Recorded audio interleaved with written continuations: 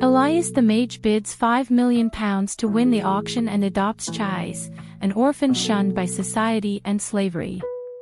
They move to the house and he announces she will be his apprentice.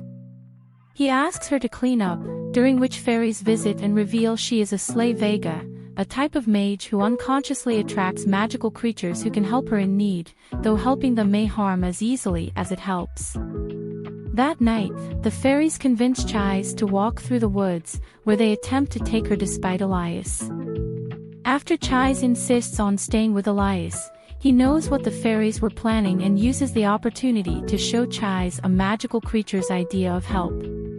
Elias wishes for Chais to become his wife. Chais awakens, having slept for 2 days after her fairy ordeal. Elias takes her shopping to a mage's shop disguised as a bookstore. Chais meets the shop owner, Angelica Burley, a magus craft artificer making magical tools. When she learns about the adoption and proposal, she angrily sends him out. Angelica teaches Chais about alchemy, while magic is closer to being a miracle capable of bending reality with help from magical creatures. She magically shapes a crystal into a flower. Chais has a flashback of her mother in the field, causing Angelica's workshop to fill with hundreds of crystal flowers. However, Elias stops them from spreading. Angelica sells Chais a magical knife, coat, and several other magical items. As they return home, they meet Simon Callum, who asks Elias for a favor in return for the church from interfering in the affair at Iceland. Chais is taken by a dragon and its male caretaker, Lindell. She wakes up at the nesting ground, where she meets a wise dragon named Uncle Nevin who is dying and turning his body into a tree. He explains that dragons are not afraid of death and live longer without regrets. Chais remembers being so alone she considered running away, but Nevin is glad she chose to live, or Elias never would have found her. In his final moment, Nevin shares with her his memories of flying. Elias regrets that as human populations grow, Chais may one day be one of the last surviving mages. Nevin dies, transforming his body into a tree covered in white flowers, and tells Chais that when the time comes and she needs a wand, he would be happy for her to use one of his branches, as thanks for making his final moments happy. Chais feels she has learned something about living a happy life. Before leaving, Chais sleeps after expending magic and sharing memories with Nevin. She awakens on a train with Elias. They meet a cat messenger who informs Elias the Cat King is waiting. Chais learns the rumor that she is a special person. She sees a mysterious woman before meeting the Cat King, who reveals there is a problem within the kingdom. Elias begins investigating, while Chais learns about the history.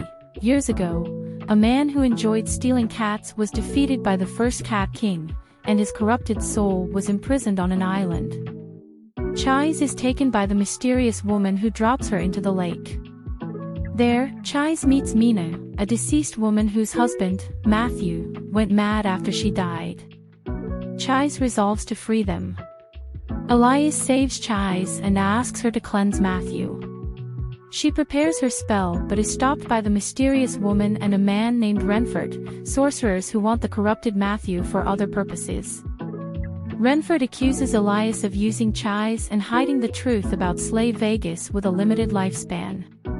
The mysterious woman, Alice, explains slave Vegas are valuable because they continuously generate magical power, but the strain it puts on the body results in an early death. Renford offers to free Chais, but she chooses to stay with Elias. Elias keeps the two sorcerers away while Chais performs the cleansing spell inside Matthew's mind. Chais asks a sorcerer to cure Mina.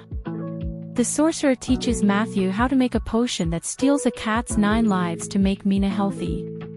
They force Mina to take it, and she dissolves into liquid. The sorcerer had used Mina's failure to test his soul manipulation spell. Matthew is then defeated by the Cat King. Mina had wanted Chais to erase her and Matthew from existence, since the corruption prevented them from finding their way to the afterlife, condemning them to an eternity in the darkness. The Cat King offers her 9th life to act as their guide. Chais instead uses her fairy's power over the wind to carry Mina and Matthew to the afterlife, where they happily reunite after so long apart. While watching them, Chais cannot help but wonder how many years she has left. With Matthew's soul cleansed, Renford and Alice leave and meet the sorcerer who defeated Mina. Elias informs Chais she probably only has 3 years of life remaining, but he believes he has found a method of preventing her death. Chais promises to stay by his side before she passes out. Chais remains unconscious for 2 weeks, limiting her physical functions in favor of restoring her magic faster. They meet Titania, Queen of the Fairies, and her husband, King Oberon. Before Chais wakes up, she surprises the king by running straight to Elias instead of being frightened of him. The king believes Chais and Elias do not have children.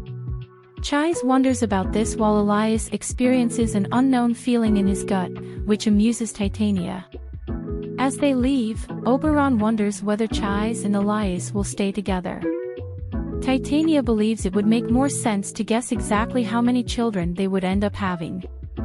While returning home, Chais wishes she had met Elias years ago. Elias assures her it doesn't matter since he intends on curing her so they can spend decades together. The sorcerer Cardophilius threatens to use Alice in an experiment if Renford fails him again. Elias is asked to discover if a grim in a nearby graveyard is dangerous. He gives Chais a magical ring to reduce the amount of magic she generates. At the graveyard, they find that a young woman was found. Chais is attacked by a dark magical creature but is saved by a young man who crushes the creature before collapsing from some wounds. He suddenly transforms into the Grim.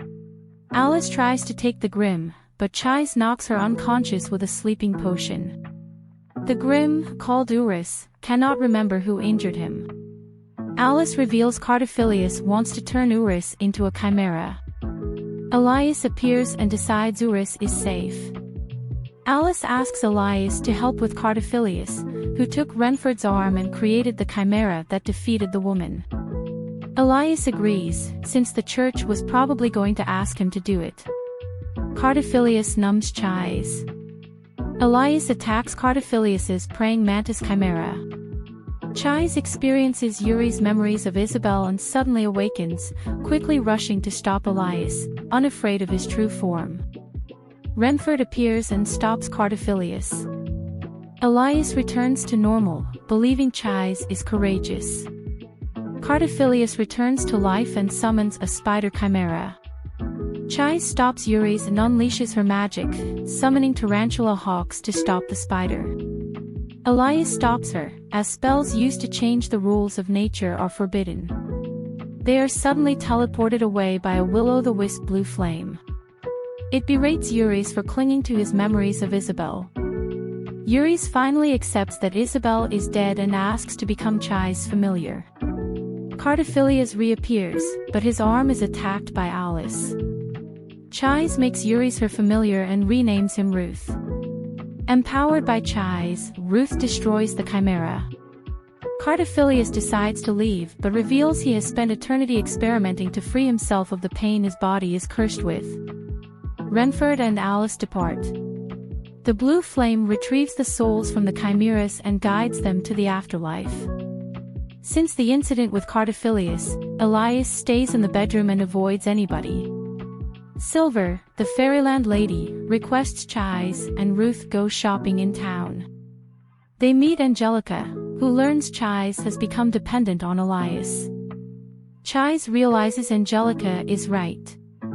Chais enters Elias's room, finding that he is stuck in his inhuman form. Chais stays with him all night. The next day, Elias leaves before Chais and Ruth try to find him. Chais meets Lennon Seedhay, a type of fairy living off of a human's life force and haunting a wise man named Joel, but does not steal the life force. Chais believes the Lennon Seedhay loves Joel, but the Lennon Seedhay insists such a thing is impossible before giving Chais a hug and telling her to visit Joel someday. Chais becomes upset at Elias for hiding anything in the forest. Elias promises he will tell her everything when he is ready. A fairy familiar appears with a message from Lindell asking Chais to visit the dragons. Chai struggles to control her magic, and Lindell makes a wand from Uncle Nevin's tree for her. Chais worries about being separated from Elias, but she and Ruth travel to the land of dragons without him. After meeting Lindell, Chai sets about finding a suitable branch to become her wand. Back home, Elias is notably upset at Chai's absence, remarking that the house feels colder without her. Via a magical messenger bird, Elias speaks with Adolf Stroud, an administrator from the college, wanting to talk about Chai's future. Lindell tells Chais how he first met Elias hundreds of years ago, walking through a snowy forest alone. He took him to his master, Rahab, who cannot identify what he is. Elias himself cannot remember anything about where he came from except for the color red. Rahab decides Lindell should take him as his apprentice and names him Elias. Renford informs Elias that he will ruin her if he does nothing. Lindell tells Chais about the time he spent training Elias. He noticed while Elias was a quick learner, he had trouble understanding humans. On an occasion, Elias almost went after several villagers who attacked Lindell. Elias tells Lindell he thinks he hated humans once and still has urges to do so. Despite learning this, Chais insists he has never frightened her. Lindell suggests that she tells Elias exactly how she feels. Chais is instructed to carve Nevin's branch into a wand. As night falls, Lindell demonstrates his power and sings a beautiful song that causes flowers to bloom. Chais accidentally casts a mirror spell on the lake through which she can see Elias. Elias tells her how he feels, that their home feels cold without her despite it being summer. Chais says she is ready to tell him what she could not tell him before and promises to return home after using the wand.